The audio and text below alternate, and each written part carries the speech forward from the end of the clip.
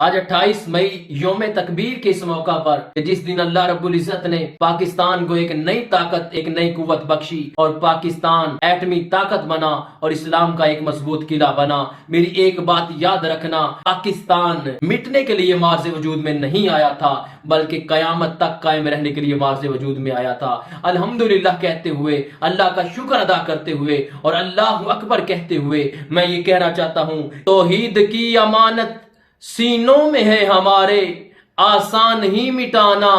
نام و نشان ہمارا، تیغوں کے سائے میں ہم پل کر جواں ہوئے ہیں، خنجر ہلال کا ہے قومی نشان ہمارا، اور باطل سے دبنے والے اے آسمان ہی یہ ہم 100 بار کر چکا ہے تو امتحان ہمارا، اے ارض پاک تیری حرمت پہ کٹ مرے ہم، اے ارض پاک تیری حرمت پہ کٹ مرے ہم، ہے خون تیری رگوں میں اب تک رواں ہمارا۔